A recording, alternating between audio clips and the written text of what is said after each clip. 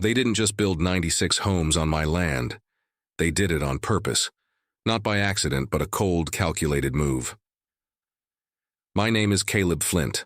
I'm a structural engineer, 47 years old, divorced, driving a beat-up '08 Silverado that chugs oil like a college kid chugs cheap beer.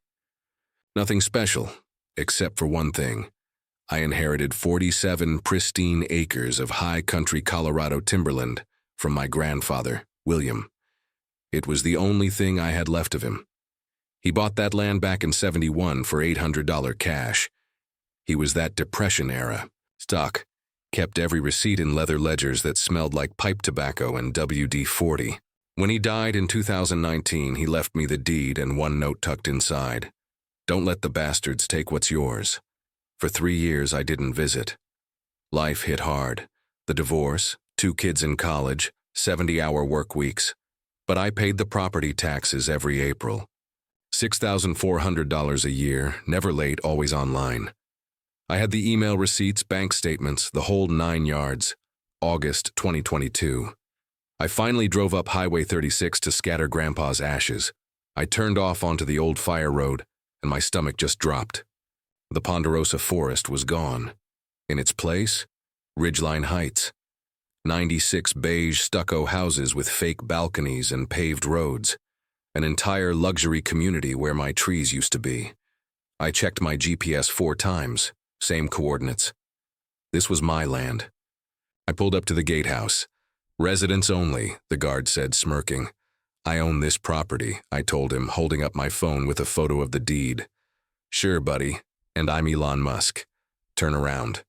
Before I could argue, a white Range Rover slid up. Out stepped Serafina Whitmore, mid-50s, Botoxed into a permanent state of mild surprise, wearing white linen that probably cost more than my monthly mortgage. She had that specific energy, you know, of someone who'd never been told no by anyone who mattered. Problem, Ray? She asked the guard, not even looking at me. When she finally did, her eyes scanned my Carhartt jacket, my work boots. I watched her mentally file me under poor. How charming, she said. Sweetie, if you're looking for construction work, I can take your number. I'm the legal owner, I said, trying to keep my voice even. My grandfather, William Flint. She pulled out her phone, scrolling with manicured talons. Ah, our title company ran a forensic search. This land was abandoned for over 3 years, which under Colorado Adverse Possession Statute 3841-101 means nothing if property taxes were paid, I interrupted. Her smile went sharp, all teeth and no warmth. That's adorable. You know just enough to be dangerous. She pulled out a business card, held it out like it was contaminated. Brian Carr, our attorney. He'll explain why your claim is. What's the legal term? Frivolous. She was so arrogant, so sure of herself. How many houses are sold? I asked. All 96. Pre-construction sales totaled $16 million. She said it like a threat. If you continue trespassing, I'll call Sheriff Mitchell personally. We're major contributors to his department's equipment fund. Then she snapped a photo of my license plate. Just in case you decide to vandalize anything. And trust me, honey, people like you don't win against people like us. The diesel exhaust from a nearby excavator, mixed with the smell of fresh concrete. A nail gun echoed pop, pop, pop like a countdown. I went home, hands shaking. Brian Carr offered a $15,000 nuisance settlement, $15 grand for land worth $42 million. I told his receptionist I'd see him in court. I needed a real lawyer. Not the guy who handled my divorce for $2 grand. My buddy gave me one name, Lydia Chen. Her office smelled like old leather and lemon polish, the kind of smell that costs money to maintain. She was sharp, controlled, gray hair in a tight bun. I showed her the deeds, the tax receipts, 50 years of continuous payments. She flipped through them, and I saw a tiny twitch at the corner of her mouth. Colorado adverse possession requires 18 years, and the squatter has to pay the taxes the entire time, she said, closing the folder. Their claim is stillborn. So I get an injunction, stop construction? She leaned forward. You could, but here's what we do instead. And you're going to think I've lost my mind. Let them finish building. I stared at her. What? If you stop construction now, Serafina's company declares bankruptcy. Your land gets tied up in a 3-year litigation circus with 96 families suing everyone, including you. It becomes legal whack-a-mole. She tapped the folder. But if you let them finish, then file for declaratory judgment, you own 96 completed houses. Serafina's company has committed textbook fraud, selling property they don't own. They'll be desperate to settle because the alternative is prison. It was cold, strategic, brutal, and it made perfect sense. I was fighting one corrupt developer, not 96 traumatized families. And how much? I asked. $40,000 in legal fees, maybe 50, she said. But when we win, and we will, the court awards damages for trespass, unjust enrichment, fraud, and attorney's fees. You'll own the houses outright, or negotiate a settlement worth millions. I hired her that day, signed a retainer agreement that made my stomach hurt. September bled into October. I drove past Ridgeline Heights twice a week, parking on the public road, phone camera running, framers swarming like ants. Every time I took time-stamped photos. Serafina spotted me, of course. She made a phone call, pointing at my truck like I was a bomb. 20 minutes later, a sheriff's cruiser pulled up. Deputy Torres, young guy, uncomfortable body language. Sir, license. I handed it over. I'm on a public road off. The Boulder County Courthouse smelled like floor wax and recycled air. I met Lydia in the hallway. She was wearing a navy suit that probably cost more than my truck, carrying a briefcase that looked like it could stop bullets. You ready? She asked. I wasn't. My suit felt too tight. Do we have enough? We have a nuclear bomb. Trust me. We walked into the courtroom. Serafina sat at the defense table with Preston and Brian Carr. She saw me and actually smiled. Like she'd already won. Judge Angela Ramirez. A woman with zero patience looked at Carr.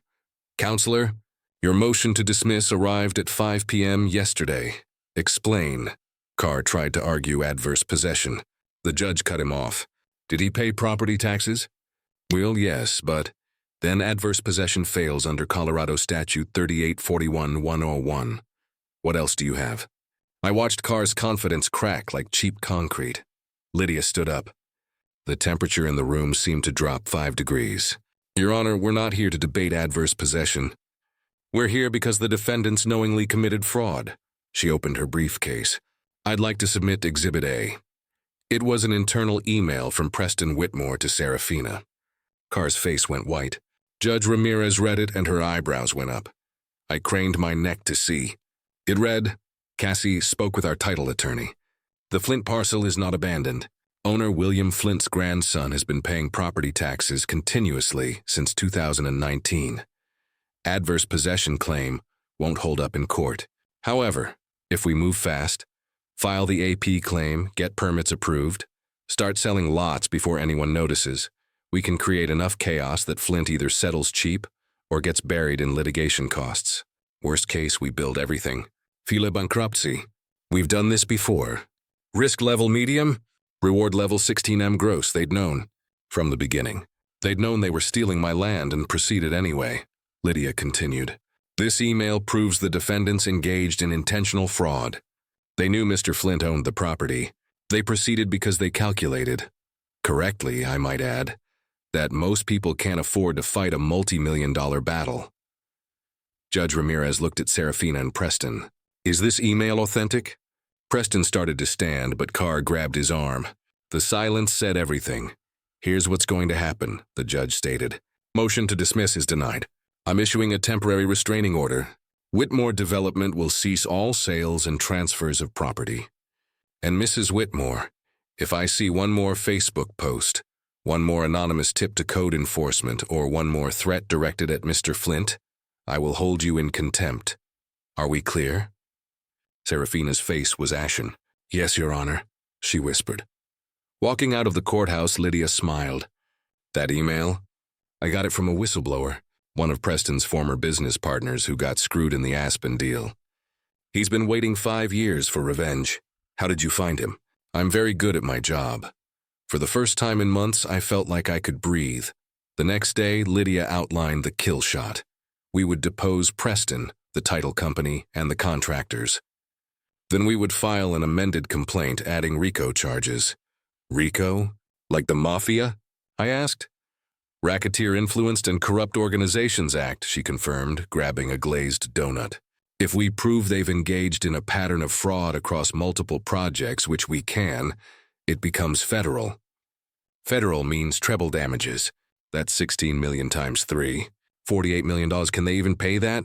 No, which is why they'll settle. But here's the beautiful part. Preston and Serafina personally guaranteed the construction loans. If the company goes bankrupt, the lenders come after their personal assets. Houses, cars, bank accounts, everything. She was enjoying this, but the hits kept coming. Preston hired a PI who went to my son Tyler's workplace, asking my manager if I was reliable or ever violent. Then, an email from the IRS, a notice of audit, citing irregularities. Serafina was burning bridges, throwing money at problems. Lydia filed a motion for witness tampering and a subpoena for the PI's client records. Then the leak. Someone put all 96 sales contracts online. The headline: Luxury developer sold homes on stolen property. Buyers may lose everything. My phone exploded. Emails from panicked homeowners. A woman named Sarah Chen called me crying. She'd used her life savings for the down payment. Mr. Flint, please. What happens if you win? Do we get evicted? I'm not trying to take your house. I'm trying to stop the people who stole from both of us. But I couldn't answer her final question. Lydia set up the Channel 9 interview. I told the investigative reporter everything. Grandpa's ledgers, Serafina's contempt, Preston's email, the families caught in the middle. The segment aired 2 days later. The piece ended with me saying, I'm not trying to hurt the families who bought these homes. They're victims too. But if we let people like the Whitmores get away with this, what's the point of property rights? What's the point of laws? My phone exploded. My kids called, crying proud tears. Even my old boss emailed, come back to work Monday.